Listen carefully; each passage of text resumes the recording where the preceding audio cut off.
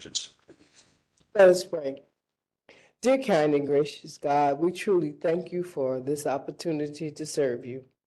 More importantly, we thank you for the blessings that you have bestowed upon not only the city of Greenville, but upon our state, South Carolina, and helping us through the storms. We thank you for what you have done.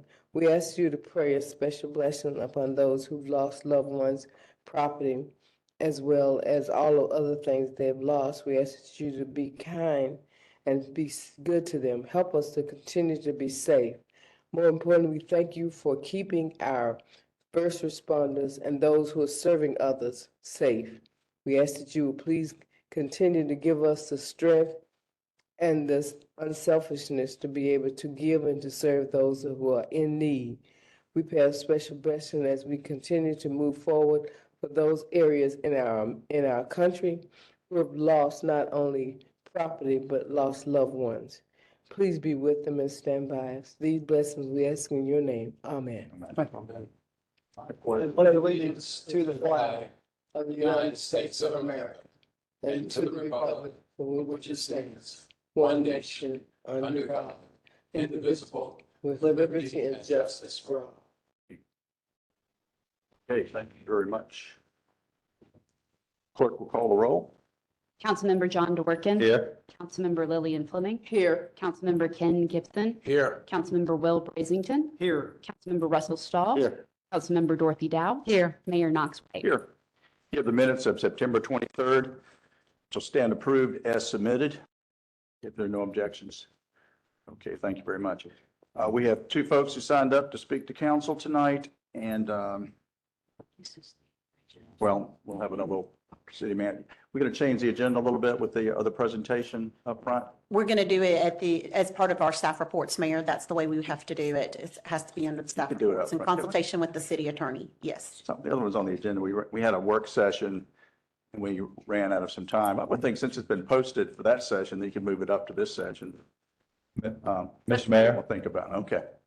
can't you request to change the order of the agenda with approval? Well, that is true. Because I think I'd like to do that. I have no objection, but I'm not. I think that would be fine. I'd like to do that. I'd like to change the order. I think you need. Let me to- make sure that we can queue Yeah, I up. If understand. we could do public comment, we'll go ahead and queue up the Yeah, I was gonna presentation. do- Okay. And then do I we know need we had approval a from presentation council? on, we wanted to do that. Okay. And Mr. Mayor, I think we need approval from council. Oh, okay. Any objection? No. Is it? We're going to do public comment. Yeah, the Yeah, public okay, comment, then yes, public okay. works, public works Okay, presentation public up works front. I think it'd be presentation. nice. Okay, Mr. Schumacher. Schumacher. We have a 3-minute rule there too, by the way. You give your name and address for that Sure. record. Thank you. Harold Schmaker from Union County, coming to you from Union County. The Solomon Asch experiments in the 1950s showed the powerful human desire to conform. In those experiments, up to 70% of participants would go along with a wrong answer in order to conform. There's a real life example of this going on since the 1950s that has continued today, where about 70% of municipalities like yourself have participated in what a federal judge just called unsafe. Also in the 1950s, there was a major pollution issue. There was one pollutant that did more environmental damage than all other pollutants combined. So it was banned from being released into the air, into lakes, rivers, and streams, and also into landfills. That left a very difficult problem to solve. They came up with a creative but diabolical solution. The solution for this toxic pollution was dilution into the public water supply, along with the controversial story that it was beneficial to children's teeth. About 70% of municipalities bought in and followed along. It was difficult for me to believe that municipalities would actually purchase industrial hazardous waste and knowingly or ignorantly add it to the water supply. So I did public record requests to confirm. I requested the safety data sheets for the actual products in use for fluoridation for 5 municipalities. The City of Greenville one is forthcoming. On the 5 that I received back, they were all using an industrial waste byproduct, either called hydrophosphoric acid or sodium silicate. I still had a hard time comprehending this until I found a research study done by American University that led to a petition to the EPA under the Toxic Substances Control Act. American University petitioned the EPA to ban the use of hazardous waste for fluoridation, instead use a food-grade fluoride. They found that the waste product contained 100 times more arsenic than the food-grade product. Their study showed that banning the waste product would reduce cancer treatment costs by over $6 billion a year. Last month, on September 24th, federal judge Edward Chen ruled against the EPA, ruling that due to a preponderance of evidence, fluoridation was an unreasonable risk to children. He has ordered the EPA to address this risk. The National Toxicology Program report released earlier this year was the first time the federal government admitted that fluoridation caused harm, and it played a part in the trial and Judge Chen's decision. There have been over 100 studies showing the harm caused by fluoridation exposure. There's now more evidence on the harm caused by fluoride than there ever was for lead. This decision is completely within your power to end or continue.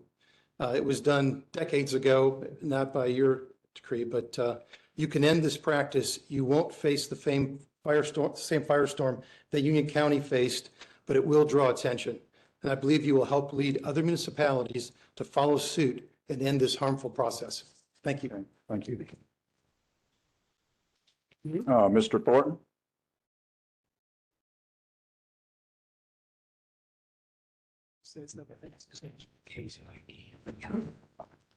Minister Clarence Thornton, reside at 114 Dawkins Street, Greenville, South Carolina.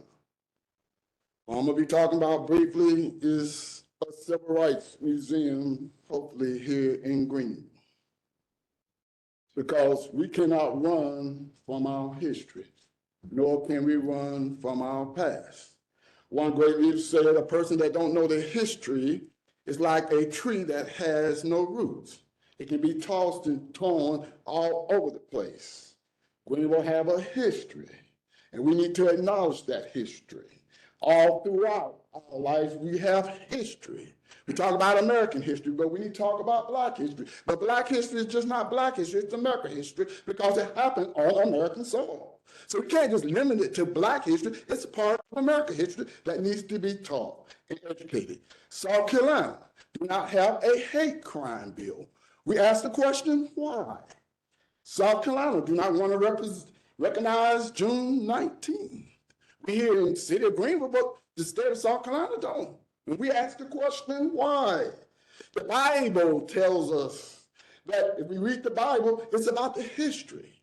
We know God's history. We know the history of the children of Israel. So if their history is important, why are not our history just as important? We have a lot of great leaders here. I talked to Fred Garrett when he was alive at Springfield Baptist Church. And I said, Mr. Garrett, what's the secret to your success? And he said, it don't cost you nothing to be kind. You can have the same attitude when you mean that, or you have a kind attitude. Those type of things need to be taught. We read about Martin Luther King, how he gave his life to make life better. I don't know too many Christians in this country that will go out and go to jail and get beat like Jesus did, like Martin Luther King. And the people that sit there today, you did not get there just because of Moses. Someone had to fight and protest and march for you to sit there. The job you have today, someone had to work hard for you to get there. So why not have a civil rights museum? Because it educates on our past and it educates us about our future. We need this education. In response, one of the biggest problems we have in this country, we got hatred spreading. Now we can make a choice to stop the hate and choose love like Jesus said, or we continue down that path. That's why history is so important. So that way we won't make mistakes. And in conclusion, this book right here talks about Reverend Jesse Jackson. And he's in this book a lot. And this city should do something to art to give him some kind of statue or something. Thank you.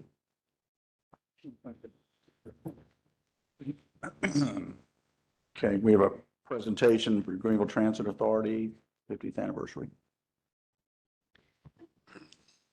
Are we going to go with that? Do we have, okay, We're just changing things up a That- bit, so that's just okay. making sure we're ready. Problem, we can change it again.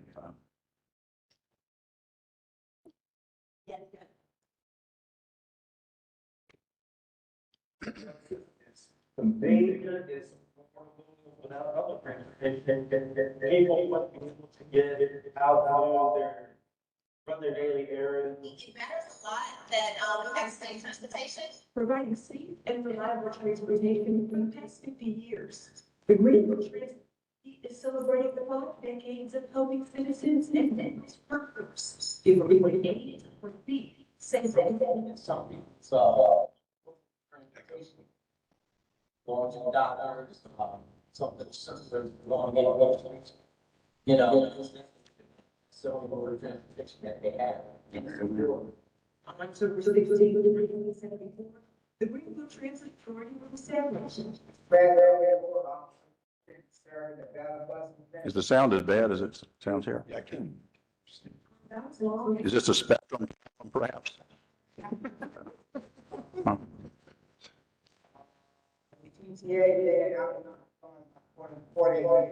And he's committed to providing great services to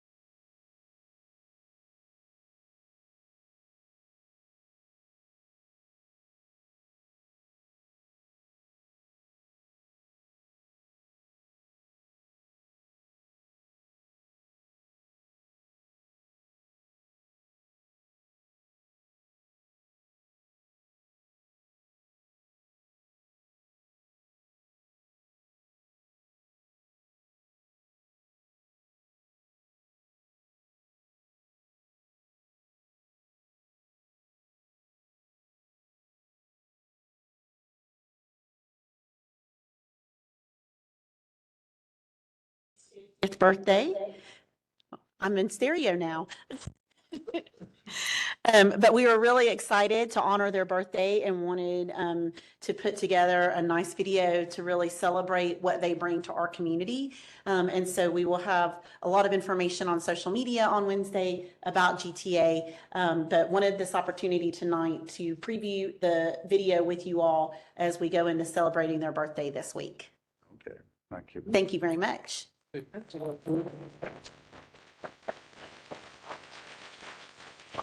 All right, with council's consent, and if we're ready, are we ready for Dave Derrick, Director of Public Works, Okay, Mr. Derrick. has a presentation for us? Yes, so I'm going to go ahead and get us started and kind of open up for you all the events leading into what brought us here tonight. As you know, we had the hurricane on September 27th, and we had trucks out doing debris push within the very next day of our Public Works team, and our contract haulers started on Sunday. And started working 7 to 7. We did a lot of things in the first 24 hours to get us to that point. A lot of preparation and planning went into being able to make sure that we are picking up debris off of the streets as soon and as quick as possible in this community. And we will have a formal presentation as an after-action report to you all at your October 28th meeting. But we know that people are still asking about debris hauling, and we want to make sure that everyone knows how to get their debris picked up, what the plans are for the debris, what the schedule is. And so Dave's here to help answer some of those questions tonight. I will, if I may, say that as of yesterday, we had picked up 140,000 cubic yards of debris within the city of Greenville, more than any other community that I'm aware of around us. And it's been quite an operation. I think there are people that are starting to pick up debris today, other agencies and governments, but we started immediately after the storm, within 24 hours of doing the first push is what we called it, because you have to push it out of the way, cut out of the way before you can start picking up the debris. We anticipate picking up 300,000 cubic yards in the community. And so while you may see some debris that's still out there, it's definitely not for lack of picking up debris thus far. It's because people are continuing to clean up their yards to put the debris out for us to pick up, because the damage to the storm was so extensive. As a comparison, in 2005 during the ice storm, we picked up 41,000 cubic yards of debris. So we've picked up 100,000 more cubic yards of debris thus far in the last basically 15 days. So with that, I'm going to turn it over to Mr. Derrick to start the presentation, but I wanted to set the stage for the presentation tonight, really to talk about just the Herculean efforts, I think, of the staff of the city of Greenville that brought us here tonight. So with that, Dave. Madam Manager, can I ask how much has the county picked up? As of Friday, it was 80,000. It was reported by Bob Mahalik as 80,000 cubic yards as of Friday. They also have 3 times as many trucks on the road than we do. But anyway, thank you, Shannon. First of all, I can't thank you enough for your support, your help. You and I became best friends the last 20 days. Brandon, same thing. The department heads, everybody pitched in. It was a total team effort. I can't thank everybody enough. And really, we were prepared. That was the most important part. Coming from Florida, I never thought I was going to have to look at another hurricane, but go figure, I didn't go far enough north. But anyway, so where do you put your debris? I think everybody kind of understands this part already. It's pretty simple. Stack it in the right of way in front of your house, but please do not block the roads. So our guys are going out there and pushing stuff back to keep the roads open. As Shannon mentioned, first push was to open the roads and make sure public safety could get through. All our solid waste crews could get through. We never missed a garbage collection or recycling during the whole storm.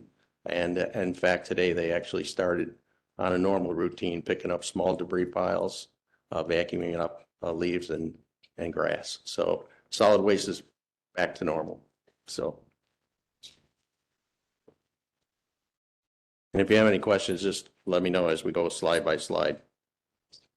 So the next one is, where don't you put the debris? So what we said, don't put it in the roadway and obstruct any traffic. Obviously, stay away from fire hydrants, mailboxes, things like that, power lines. And one of the issues we're having is vehicles parking in the street. So if you can get your neighbors or your friends, right? We got our cars off the street today.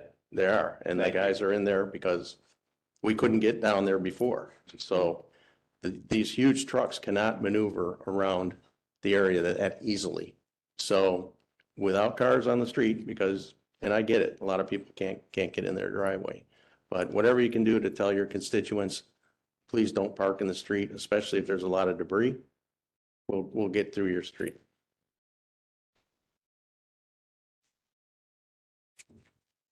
I guess I can just look at this thing. So as Shannon mentioned, right, our guys are working, well, our contractors are working 7 to 7, 7 days a week. They are working full days, Saturdays, Sundays as well. Public works staff, we're not working 7 to 7 anymore, but we've worked every single day for 21 straight days since the microburst. And then we prepared for the hurricane. So our team has been out there constantly monitoring everything to make sure everything's working. So the important part here is that this is going to take a long time. This is not going to be done in 2 weeks. Might not even be done in 2 months. So it's going to take a long time. So patience is key. And what we need to do is to make sure that your constituents know we're going to make multiple passes and the piles are picked up differently too. So the trucks that we're using now pick up a lot of big debris, but they can't pick up these giant stumps. So that's going to be towards the end. That'll be a whole different crew, whole different pieces of equipment and trailers and whatever it needs to get those hauled away. So again, it's important that everybody realizes, don't worry about it if we're not there the first time. We'll get it on a second or a third pass, okay? Next. And of course, you've already seen this, I think, on the city website. Of course, don't put anything in there but vegetation, okay? Trees, limbs, that's it. Any of your other normal trash, furniture, construction debris, all that stuff will be picked up with the bulk collections. And so you don't have to worry about that. Your regular garbage will be regular garbage, but keep the vegetative debris separate from everything else. And if you do need a bulk pickup, then you certainly can call Public Works or Greenville Cares. There's a good sized tree there. So again, what I just mentioned about this, the huge stumps and heavy debris will be left behind for future pickups. So don't worry about these. We'll get these at the end, as long as they're in the right of way.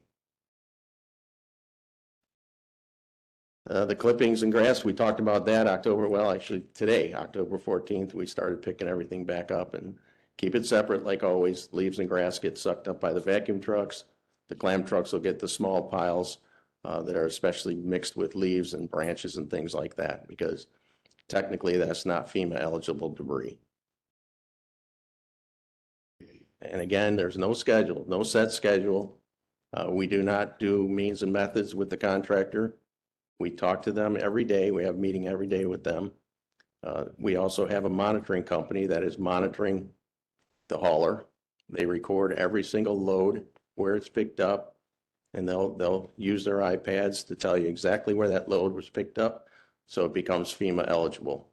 And then they monitor the collectors. So we have 2 contractors on site, and they're 2 of the best in the country. I can tell you right now, Crowder Golf is one of the best monitoring companies in the country, and or not monitoring, but collection, and then Tetra Tech for the monitoring. So they are 2 of the best. I've worked with them in the past numerous times, and we really have the best of the best here. Very rarely do you have one contractor working under the main contractor. So you have all seen Hauling Away, right? The giant trucks that Hauling Away has. So they're our only contractor that's with the subcontractor from Crowder Golf. Normally you would have multiples, like, for example, the county has like 15 different contractors. So it makes it much harder to manage. But we do have the best of the best in the business. So we're lucky to have that. And again, to Shannon's point, we were ready to go, boom, first day. And so we knew we could get to them quickly. Again, thank you for your patience. And if and when we get to the point of final pass, we'll make sure everybody knows, get it out to the curb, because after that, then we're going back to our normal 6 foot, 6 inch diameter maximum vegetative debris. I'll put an emphasis on that. Then you told me that we have 17 trucks of these enormous trucks out. And I've never seen a truck like that anywhere in the world either, by the way, with the way it is organized, and 17 of those trucks in our city. And every bit of evidence we've had of people commenting on this, we really do have probably the A team in the country right now for removal of waste. We do. Yard debris. And you didn't bring a picture of the landfill we're creating out in. Well, maybe at the end we We're going might to have that later on. But you mentioned the number of cubic yards, Ms. Manager. Can you put that in terms we can all understand? Because I think you get some comments about the site. It's how much yard debris we have collected. We have a slide coming up on that has a visual for you in terms of the number of football fields that we've picked up thus far. Yeah, number of football fields, yeah, of yard waste. Okay. Oh, 18 trucks. So we can go back a couple slides, I think. So I think back 1 slide, please. There it is. Okay. Again, no special requests, none of that. Just we'll get to your street. If you have any questions or concerns, just go through me and Shannon, and we'll let you know kind of when it's on the schedule or if there's an issue with parked cars. And then there's quite a few people that don't want to have it in front of their house and don't want to wait, and they have the money to have somebody haul it off for them. So if you want to take it, you can take it to any of the Greenville County drop-off sites. You just have to show your county ID or your driver's license so that they know you live in the county, and then you can drop it off at any of the 3 temporary drop-off sites. This is a good question. I'm sure you've been hearing, and if you haven't, you will. The gated communities that we have, 5 gated communities within the city limits. And right now, we are not allowed to go in those communities. They're private. They're not public roads, so FEMA will not reimburse us for collections on those streets. So we have put in a letter to them asking for a declaration that would allow us to go into those neighborhoods and as well as commercial properties. And in my past, I've seen it offered 1 pass. So we try and get everything out because usually if they do approve payment, it's usually only 1 pass. So we'll see. We're going to hoping that we get that designation this week so that we can get in those neighborhoods as well. And again, as the mayor said, 18 trucks, and these are 18 double trucks. So really they're 36 trucks when you think about it, because they're a huge truck, the crane and the bucket and the trailer. So to your point, Mr. Mayor, 7 of our city clam trucks equals 1 of their trucks. 7 of our trucks that we use on a daily basis picking up yard debris. Each one of their trucks would be equal to 7 of ours. And again, over a week, we had 100,000. I just got the update. We're at 152,814 cubic yards of material right now. Probably by the end of the week, we'll be closing in on 200,000. So again, be very patient. The contractor is doing the best they can. This large equipment does block streets on occasion. So, you know, everything is about being patient. We'll get there. We'll take care of it. We got a great plan. Just let us execute the plan. And that's the message we really want to get out to the public today. Okay. And there's Shannon's football. Yeah. So if you want to know what we're going to collect, it would fill 15 football fields stacked 10 foot high. Wow. So if you want to put a visual on it, that's how big. And if you go out to the airport site and see it, it's pretty impressive. Yeah. And you'll see there's the grinding operation. So all the material is brought there. Again, every truck is measured as it comes in with the monitor and the contractor, and then it's insured on the way out that it's been dumped and it's completely empty. So that's how we verify the tonnage or the yardage on each truck. And then it's dumped into a big pile, and then they take huge pieces of equipment, loaders, and then mulch it to what we call a single shred mulch. It's not a mulch like people think it's a nice mulch. Can I get a few truckloads? It's shredded like strands. It's more like strands. So, but it will go to a local mulch producer in Pelzer, and it's being reground there into whether it's colored mulch or whatever you want, single grind, double grind. And so all of it will eventually be reused somewhere. So none of it's getting burned, none of it's getting landfilled. It's all being reused. That's great. That's pretty cool. Yeah. And there it is. Okay, so you see the giant trucks. Yeah. And you see how big that pile is compared to the truck. So you can just imagine how big that pile is. And we've already started hauling away thousands and thousands of tons and yards of material. So that you can barely see it on the right, but that is the grinder on the right. That will take giant logs and grind them up into nothing. So it's an impressive operation. If you haven't seen it, happy to take you out there or talk to you or walk you through it. But we're very proud of, like I said. Dave, these hauling away crews have become like cult heroes in the community. Are. I mean, not only are they doing an incredibly meaningful service, but they're bringing sheer joy to people. I've gotten calls and emails. I just saw one of those trucks. And so, I mean, what an incredible effort by you and so many in the room, Public Works for sure, but the addition or procurement of this team has been a real game changer. So kudos. Yeah. No, it-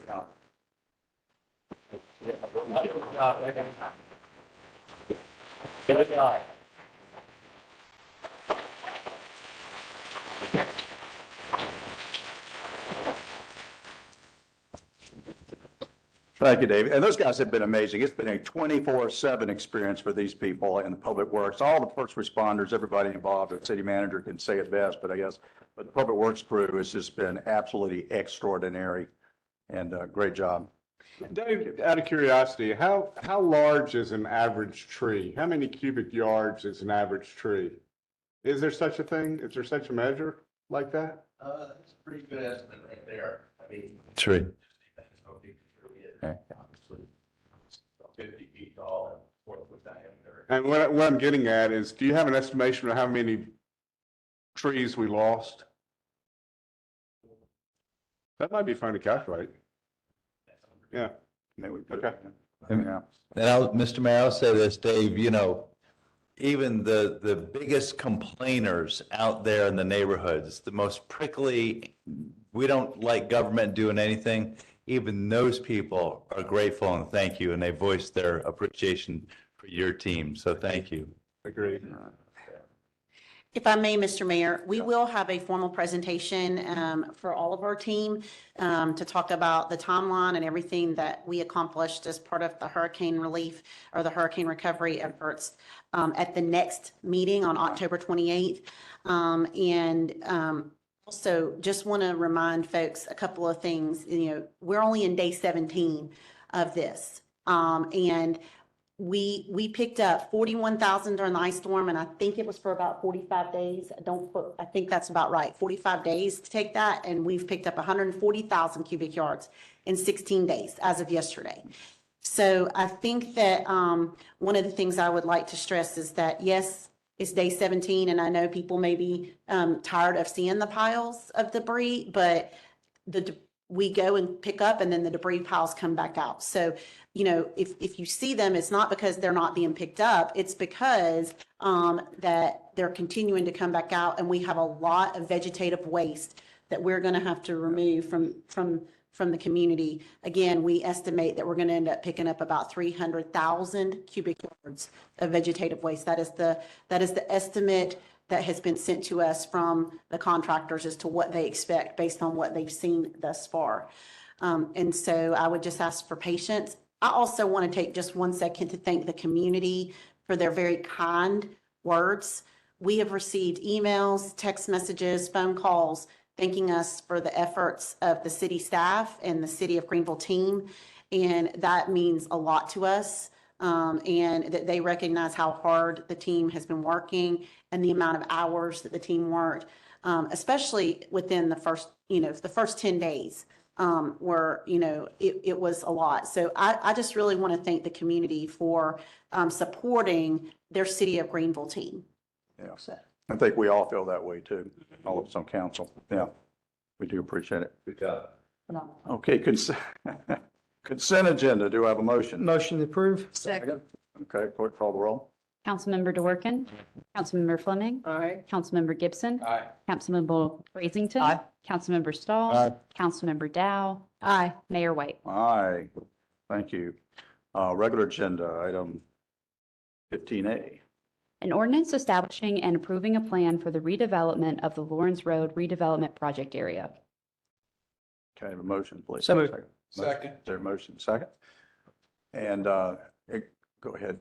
Yeah, you can talk. So the ordinance before you today is to establish the redevelopment project area and approve a plan for the Lawrence Road redevelopment. So we are proposing to roughly a little over 100 parcels, more than 223 acres along Lawrence Road that we would then later enter into a acquisition agreement for public infrastructure with the developer and fund that acquisition through tax increment financing, where we would essentially use 50% of whatever the incremental tax revenue is to provide for debt service.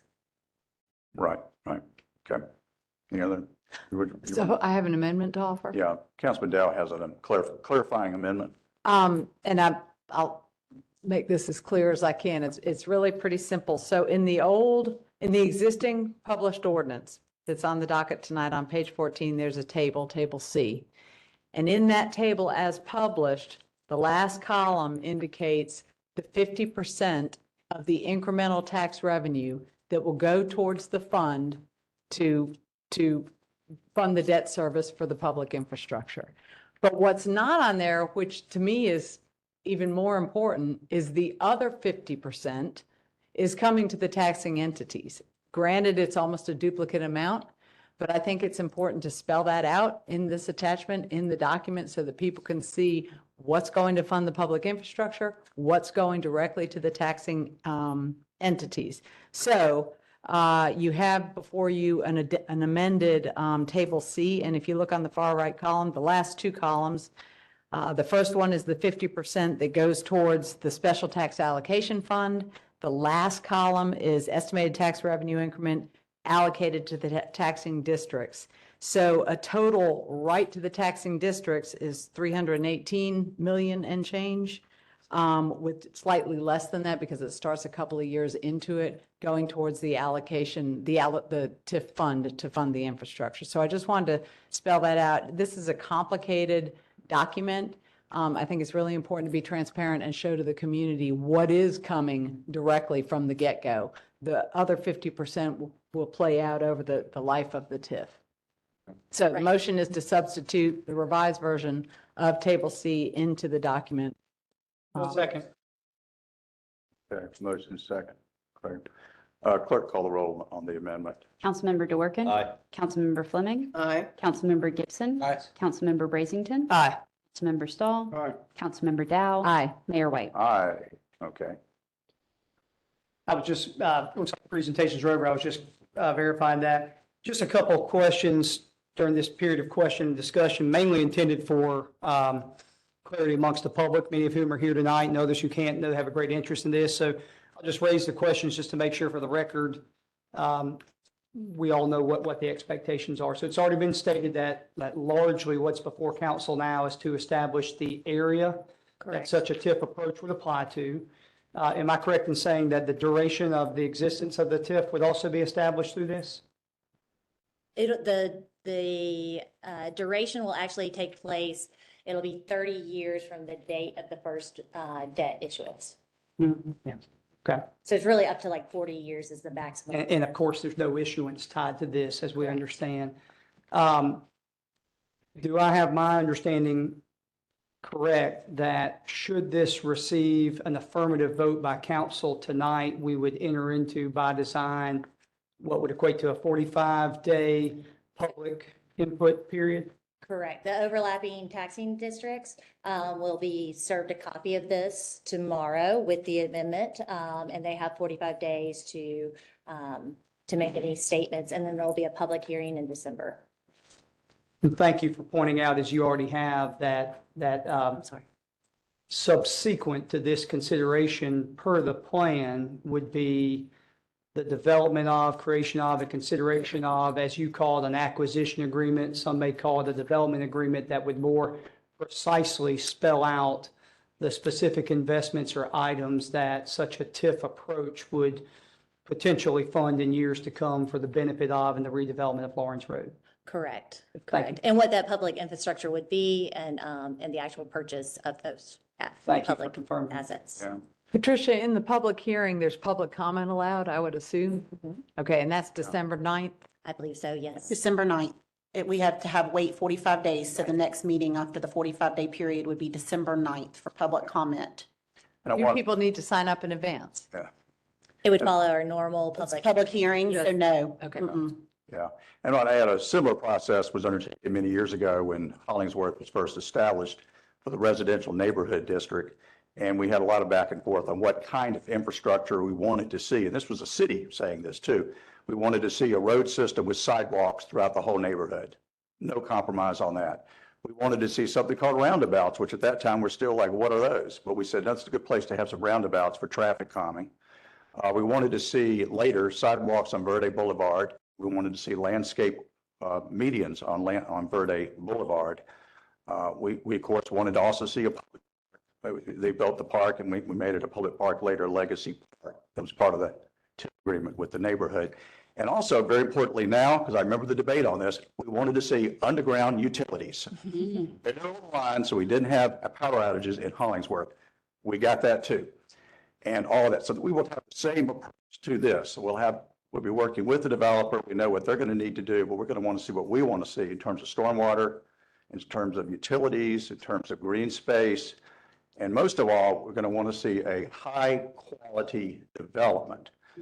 Not a bunch of big box stores, not a bunch of asphalt lots, high-quality development on Lawrence Road with that kind of infrastructure in place. And through a process like that, we can assure that.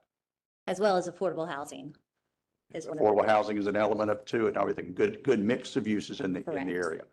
And I'd love to include in their specificity about a grocery store, but we have other ways of making sure that happens. Any other questions?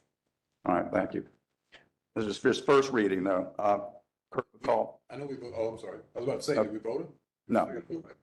clerk will call the roll. Councilmember DeWorke. Aye. Councilmember Fleming. Aye. Councilmember Gibson. Aye. Councilmember Brazington. Aye. Councilmember Stahl. Aye. Councilmember Dow. Aye. Mayor White. Aye. Okay, 15B. An ordinance to appropriate $772,712 in the Municipal Grants Fund for the fiscal year 2024 Connect and Protect Law Enforcement Behavioral Health Response Program Award. So moved. Second. Motion second. Clerk will call the roll. Councilmember DeWorke. Aye. Councilmember Fleming. Go ahead. Councilmember Gibson. Excellent report. Councilmember Gibson. Aye. Councilmember Brazington. Aye. Councilmember Stahl. Aye. Councilmember Dow. Aye. Mayor White. Aye, thank you. 15C. An ordinance to amend Chapter 2, Article 2, Division 2 of the Code of Ordinances of the City of Greenville to prescribe procedures and protocol for individuals addressing council during city council meetings, modify the order of business to provide an additional opportunity for citizens to address city council, and to provide for rules of decorum for public meetings of council. So moved. Second. Motion second. Mr. Mayor, Yeah. I please forgive me, and council and staff, please forgive me. You know, there are times when you let things marinate, and they've marinated this one's marinated with me. And the more I marinate it, the more I just have a little heartburn on this. So I'm sorry for the curveball to staff and the curveball to council, but I still have a little heartburn on that. So I'm gonna probably vote no. I wasn't sure where this, on the specificity level, some things we had broad consensus on, other things weren't quite there yet. Why don't we hear the Fine. if we hear the presentation of what's included specifically, Logan? Yeah, I mean, what's changing? that's my, yeah. Yeah. Thank you. I was just getting ready to say exactly that, but you said, yeah. So in large part, this ordinance would do three things. It prescribes procedures and protocols for public comment. It provides additional opportunities for individuals to address city council, and it provides for rules of decorum. Largely, it would codify what is current practice. As far as the order of business, the changes to 266 in the city code primarily reflect the current format of the agenda. The biggest change would be that there would be an additional public comment period added, and public comment would be divided between those addressing items on the agenda and those addressing other items which they wish to bring to council, but are not devoted to items which are on the agenda before council that evening.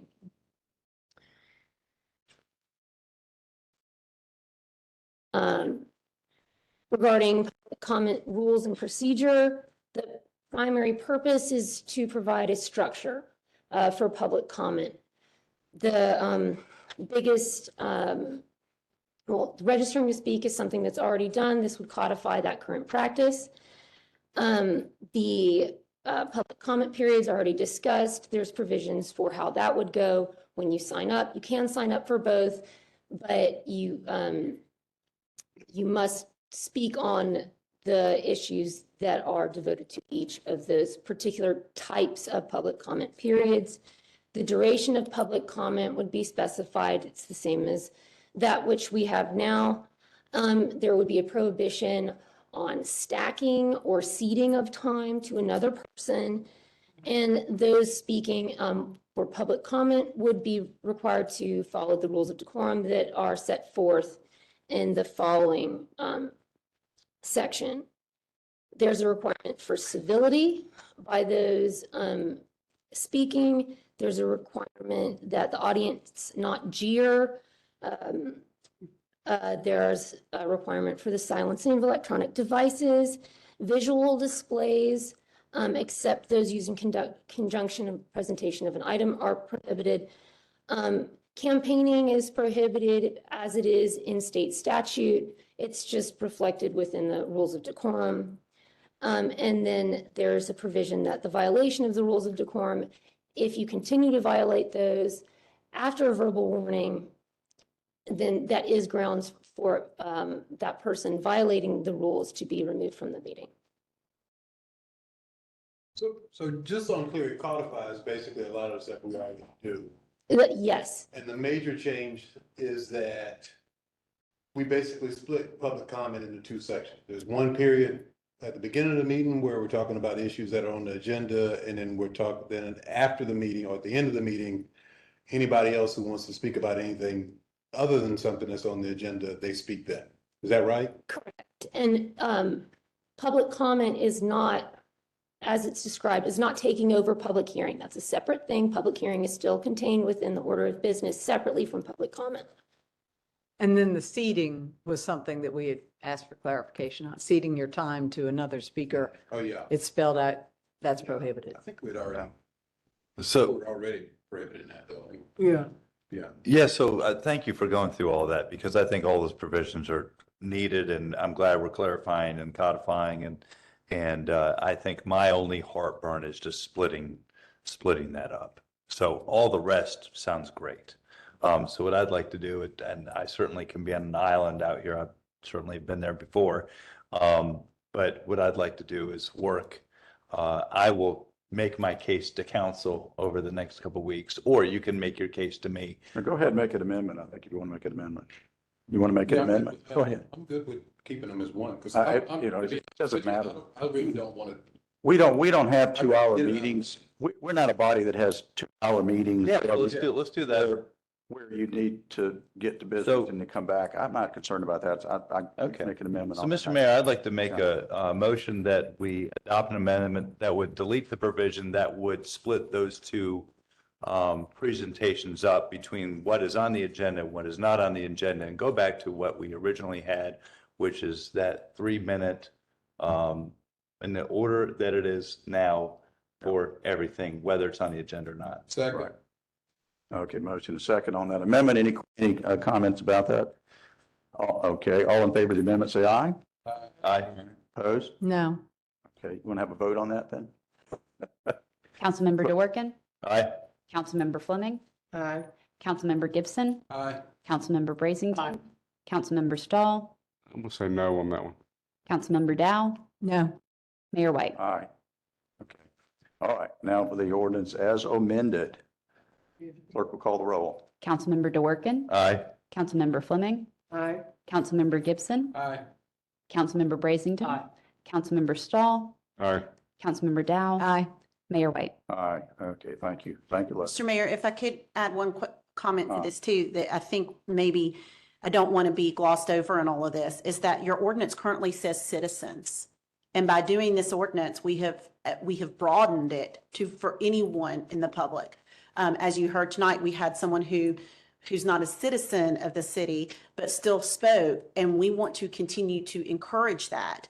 And so this ordinance actually broadens something and corrects something in your code that currently should have said citizens, did not say public. And so I don't want that to be lost in this conversation about the efforts to actually broaden through the code to codify the ability for people to speak here. Very good point. No, Thank yeah, you.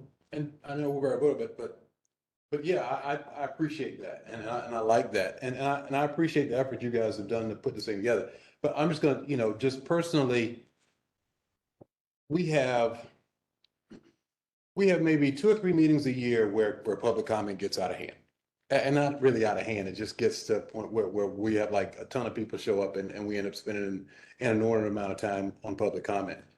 With that said, I think it's helpful just to focus on it at the beginning of the meeting.